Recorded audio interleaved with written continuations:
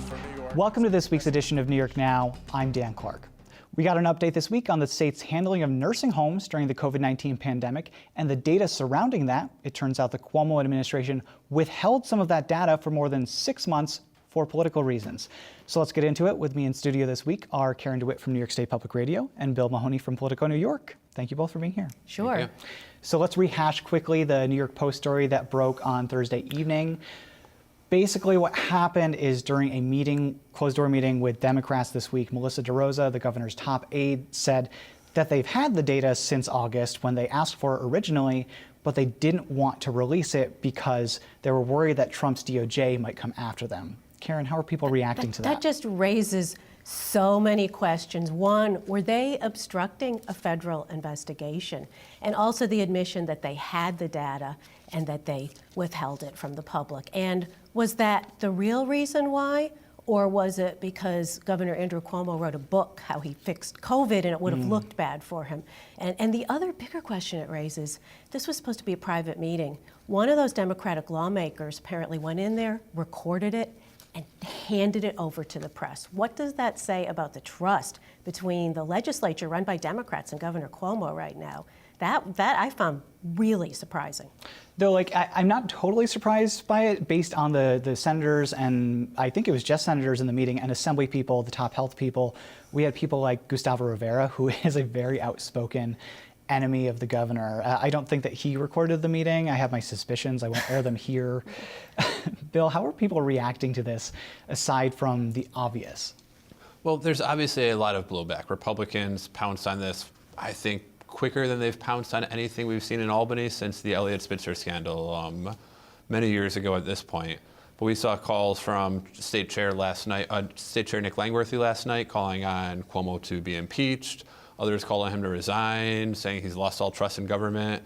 Representative Tom Reed put out a statement calling for every member of Congress to join him and calling on the Biden administration to do a full investigation into how New York has handled stuff. And certainly this was probably the easiest softball tossed to Republican political operatives we've seen in a very long time. And it's not a great place for Cuomo to be in politically. Granted, legally, there's a whole separate question, which we'll have to see how this shakes out. The Post framed this story, as we mentioned, as them withholding this data to keep the Department of Justice from getting its hands on it and looking into them, perhaps. Which raises... If you look at the quotes and hear how they're clarifying afterwards, there's a couple different possibilities if you read the quotes, which we don't have a ton of context for where they were said. Right. You could read it in one way as, yes, they were obstructing justice, and that would be bad. That could lead to criminal charges.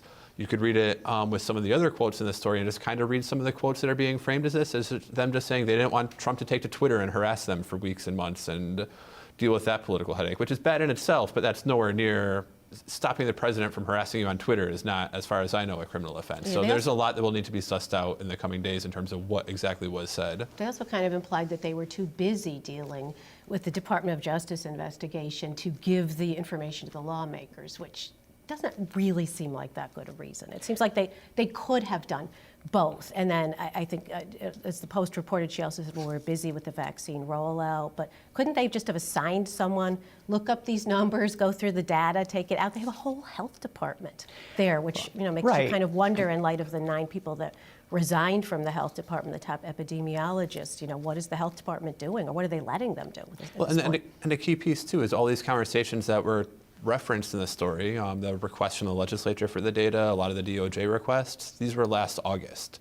People began asking for this information last April, May. So this is not like they were asked for this information and suddenly the Department of Justice came calling at the same time. They couldn't do anything. This is stuff that had been sought by the public well before the federal government got interested. Right. It was not a surprise for them to be asked for this in August. And I believe that was at the time that the Empire Center, a nonprofit, also foiled for that information, the Freedom of Information Law.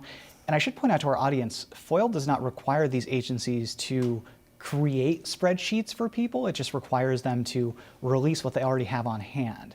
And now they have that data. They got it through winning a lawsuit in court. So it just begs the question, if they had it on hand, what exactly was their strategy here? And I think you're both right. The bigger question for me is where this shakes out legally, just because if they were trying to stonewall the DOJ at the time, that brings up the question to me of, DOJ obviously had some sort of investigation. Is it still ongoing to this day? Is the Biden DOJ carrying it over, and where does that stand? Yeah, no, that's excellent questions. I think that it just raises so many questions that it seems like there has to be some kind of independent investigation. And as we've said before on the show, if they had just come clean with these numbers last spring, none of this would be happening. But now, because they stonewalled so long, gave so many different reasons, it just seems like we really need to know what exactly happened, what really was the thinking, what is the truth here? Because I feel like right now nobody knows. And as Bill said, it's just it was just handed to the Republicans. They were just gleeful. Like within minutes, my email was just lit up with every Republican I've ever, anybody in state government saying, essentially off with his head. Yeah. He should resign immediately. Well, speaking of off with his head, how do you think this plays politically for the governor, Karen, or even Melissa DeRosa, his top aide? Both of them seem pretty impenetrable when it comes to politics, but this might be a nail in the coffin, I guess. That's a rare slip for her. Yes. She's been very professional and, sometimes behind the scenes she gets a little angry, but who doesn't? But in terms of just being a really competent, administrator.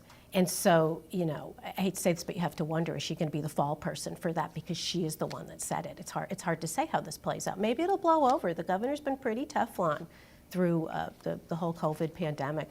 And he's been very careful not to answer questions about this. He selectively selects reporters during his briefings. Mm-hmm. And it seems that anybody who's kind of on the nursing home beat never gets their questions asked mysteriously somehow, even though they raise their hands in the Zoom, they're never called on.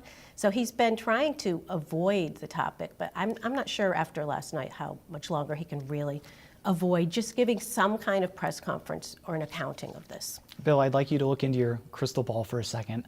How do you think this all plays with the legislature? Democrats have been threatening to subpoena the Cuomo administration for 6+ months now. They've not moved forward with that. We said they had a closed-door meeting with the governor's office this week. Is this going to push them to do something to provide maybe some transparency, or do you think that they put it off even longer? This is all changing very rapidly, and there's a chance that whatever I say could be very dated between the time I'm talking now and the time this airs. Yes, a few we're hours from talking now. Friday morning. I should clarify. Yeah, a 12-hour window, everything could change. But I guess the question is, we'll have to see. It seems like a lot of the Democrats have taken the perspective that if the Cuomo administration voluntarily shares this data in the next couple of weeks, there's no need to go to court and start the whole even bigger headache of fighting via subpoena to get their hands on it if they're going to wind up getting it. And it doesn't seem like they're willing to press too hard and launch a war with Cuomo. Right. Another key question is what they do with the governor's emergency powers. Way back the day we had our first case in New York, they passed a bill that basically let him act as a one-man government for making a lot of decisions relating to the pandemic. Those are due to expire in April, and I'm sure it will come up in the coming weeks about whether or not that should be renewed.